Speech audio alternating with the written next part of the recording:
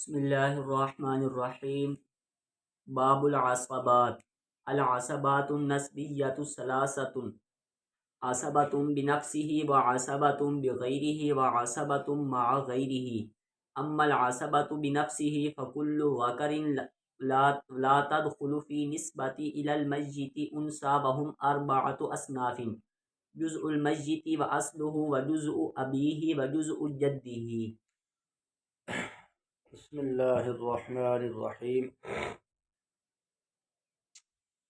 مصنف رحمہ اللہ جب اصحاب فرائض کے بیان سے فارغ ہو گئے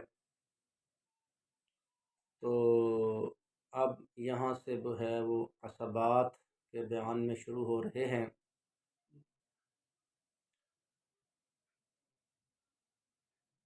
لفظ عصبات جو ہے یہ جمع ہے عصبتن کی، اور عصبتن جو ہے یہ جمع ہے عاصبن کی۔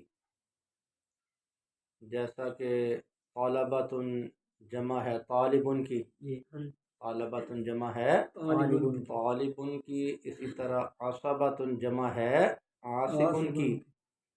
لہذا جو عصبات ہے یہ پھر عاصب کی جمع الجمع ہوئی، یہ عاصب کی جمع الجمع ہے، عاصب کی جو جمع عصبہ ہے اس کی یہ جمع ہے، اس کی یہ جمع ہے، جمع الجمع، جمع کی جمع، جی جمع کی جمع۔ تو لغت کے اندر عصبۃ الرجل جو ہے وہ میت کے جو باپ کی طرف سے قرابت دار ہوتے ہیں، انسان کے جو باپ کی طرف سے قرابت دار ہوتے ہیں ان کو عصبہ کہا جاتا ہے۔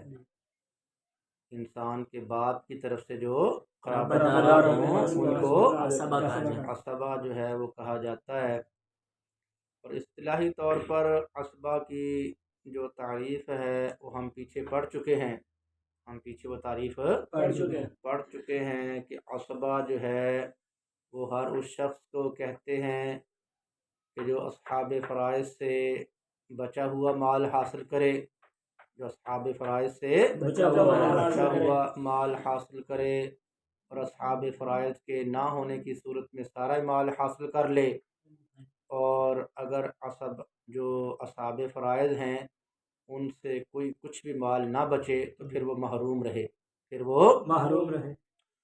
پھر پیچھے ہم نے یہ بات بھی پڑھی تھی کہ عصبہ جو ہے اس کی دو قسمیں ہیں، عصبہ کی دو قسمیں ہیں، نمبر ایک عصبہ نسبیہ اور نمبر دو عصبہ سببیہ، عصبہ نسبی اور عصبہ سببی۔ عصبہ نسبی جو ہے وہ عصبہ کہلاتا ہے کہ جس کو عصوبت جو ہے وہ نسب کی وجہ سے ملتی ہے، جس کو عصوبت نسب کی وجہ سے جو ہے وہ ملتی ہے۔ اور عصبہ سببی وہ عصبہ کہلاتا ہے کہ جس کو عصوبت جو ہے وہ غلام یا باندی کو آزاد کرنے کی وجہ سے ملتی ہے، جس کو غلام یا باندی کو آزاد کرنے کی وجہ سے کیا ملے، عصوبت ملے، اس کو عصبہ سببی کہتے ہیں، اس کو عصبہ مثلا کوئی شخص جو ہے اپنے غلام یا باندی کو کیا کر دیتا ہے، آزاد، کوئی شخص اپنے غلام یا باندی کو آزاد کر دیتا ہے، اب یہ جو آقا ہوگا، یہ جو آقا ہوگا وہ کیا کہلائے گا، اس غلام یا باندی کا عصبہ سببی کہلائے گا، اس کا عصبہ سببی کہلائے گا۔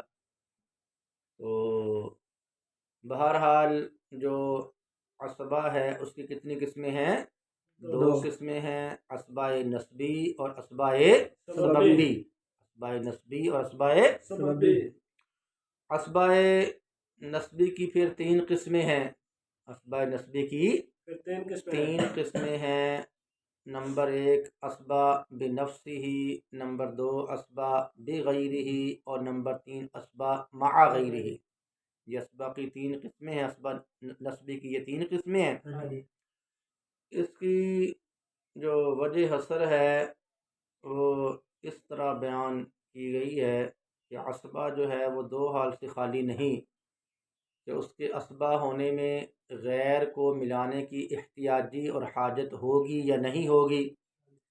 اگر غیر کو ملانے کی احتیاجی حاجت اور ضرورت نہ ہو تو اس کو اسبا بنفس ہی کہتے ہیں، اس کو اسبا بنفس ہی کہتے ہیں۔ اور اگر اس کے اسبا ہونے میں غیر کو ملانے کی احتیاجی حاجت اور ضرورت پڑے تو پھر وہ جو غیر ہے وہ دو حال سے خالی نہیں، کہ وہ غیر جو ہے وہ مرد ہوگا یا وہ غیر عورت ہوگی۔ اگر غیر جو ہے وہ مرد ہو، اگر غیر مرد ہو تو پھر جو جس کو اسبا بنایا جا رہا ہے، جو غیر سے مل کر اسبا بن رہا ہے، اس کو اسبا بغیر ہی کہتے ہیں، اس کو اسبا بغیر ہی کہتے ہیں۔ اور اگر جو اسبا کسی عورت کے ساتھ مل کر بن رہا ہے، کسی عورت کے ساتھ مل کر اسبا بن رہا ہے تو اس کو اسبا مع غیر ہی کہتے ہیں، اس کو اسبا مع غیر ہی کہتے ہیں۔ تو پھر جو اسبا بنفس ہی ہے، اسبا بنفس ہی ہے، بنفس ہی ہے، اس کی جو ہے وہ چار قسمیں ہیں۔ اسبا جو اسبا بنفس ہی ہے، جو اسبا بنفس ہی ہے، بنفس ہی ہے، سب سے پہلے تو اس کی تعریف کی ہے مصنف رحمہ اللہ نے، سب سے پہلے اس کی تعریف کی ہے کہ اسبا بنفس ہی کس کو کہتے ہیں، اسبا بنفس ہی کس کو کہتے ہیں۔ تو فرمایا کہ اسبا بنفس ہی جو ہے ہر اس مرد کو کہتے ہیں، اسبا بنفس ہی ہر اس مرد کو کہتے ہیں کہ اس کی طرف جب اس کی نسبت میت کی طرف کی جائے، جب اس کی نسبت میت کی طرف کی جائے تو میت کی طرف اس کی نسبت کرنے میں فقط جو عورت ہے وہ داخل نہ ہو، فقط عورت داخل نہ ہو، اس کو کیا کہتے ہیں، اسبا بنفس ہی کہتے ہیں۔ اسبا بنفس ہی ہر اس مرد کو کہتے ہیں کہ اس کی نسبت میت کی طرف کرنے میں اور فقط جو عورت ہے وہ واسطہ نہ ہو، فقط عورت واسطہ نہ ہو، ہاں فقط عورت داخل نہ ہو۔ اگر فقط عورت جو ہے وہ واسطہ بنی تو پھر اس کو اسبا بنفس ہی نہیں کہیں گے، اس کو اسبا بنفس ہی نہیں کہیں گے۔ مثال کے طور پر یہ جو میت کا اخیافی بھائی ہوتا ہے، میت کا اخیافی بھائی جو ہوتا ہے یہ میت کی طرف منسوب ہوتا ہے، فقط عورت ماں کے واسطہ سے ہوتا ہے، لہذا جو اخیافی بھائی ہے وہ اسبا بنفس ہی نہیں ہے، وہ ٹھیک ہے۔ حلاتی بھائی جو ہے، جو حلاتی بھائی ہے وہ بھی کیا ہے، اسبا بنفس ہی ہے، کیا ہے، اسبا بنفس ہی ہے، ٹھیک ہے۔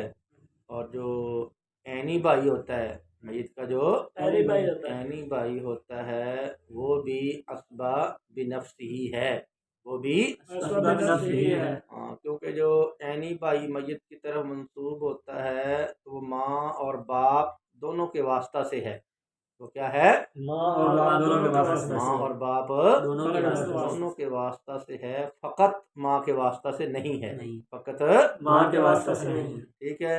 تو یہاں مصنف رحمہ اللہ نے جو تعریف کی ہے، اس تعریف کے اندر بھی جو انثى کے ساتھ جو ہے فقط کی قید معتبر ہے، انثى کے ساتھ فقط کی قید جو ہے وہ معتبر ہے، کہ اسبا بنفس ہی ہر اس مرد کو کہتے ہیں کہ جب اس کی نسبت جو ہے وہ میت کی طرف کی جائے تو درمیان میں فقط عورت داخل نہ ہو، فقط عورت داخل نہ ہو، ٹھیک ہے۔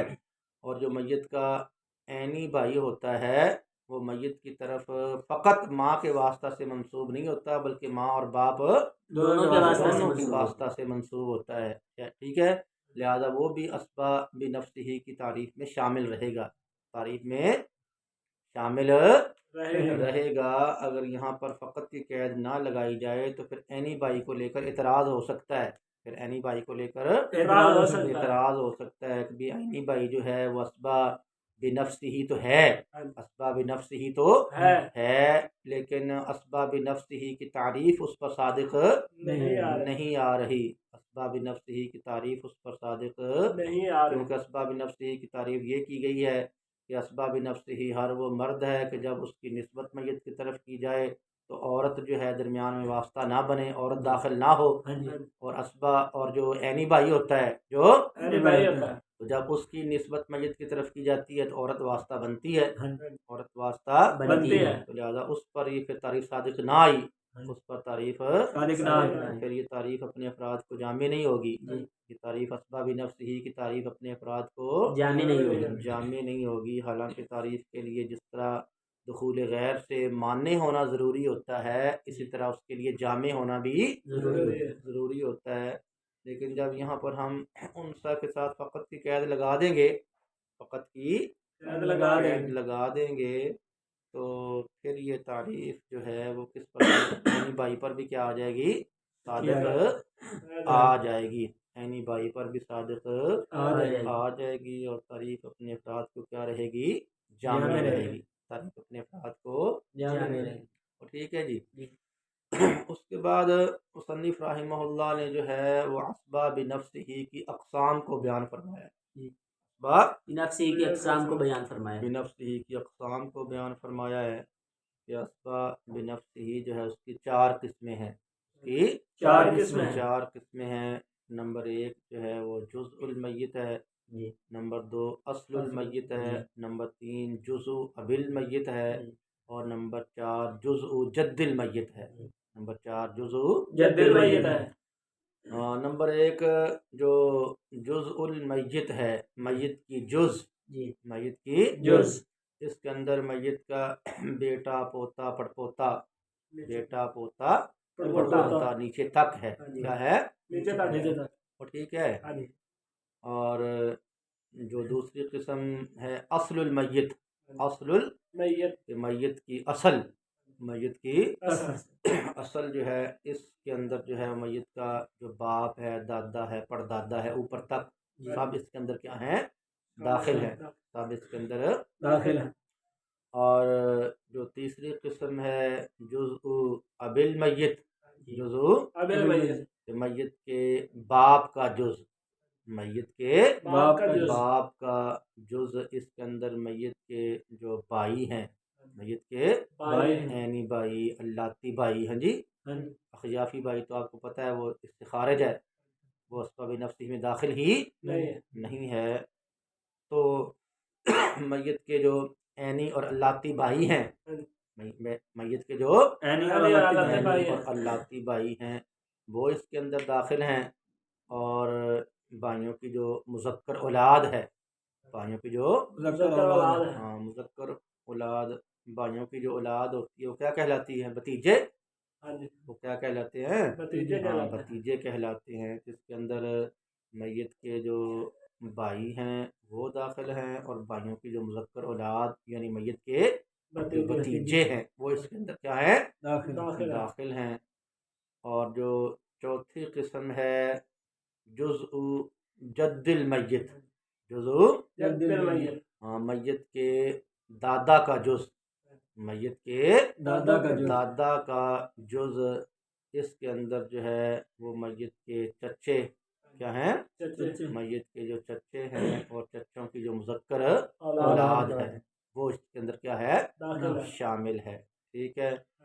ہمارے جو عرف ہے اس کے اندر تو انسان کا جو باپ ہوتا ہے، انسان کا جو باپ ہوتا ہے تو باپ کا جو چھوٹا بھائی ہو، باپ کا جو چھوٹا بھائی ہو اس کو کیا کہتے ہیں؟ چچا کہتے ہیں۔ باپ کے چھوٹے بھائی کو چچا کہا جاتا ہے، اور بڑے بھائی کو تایا کہا جاتا ہے، بڑے بھائی کو تایا کہا جاتا ہے۔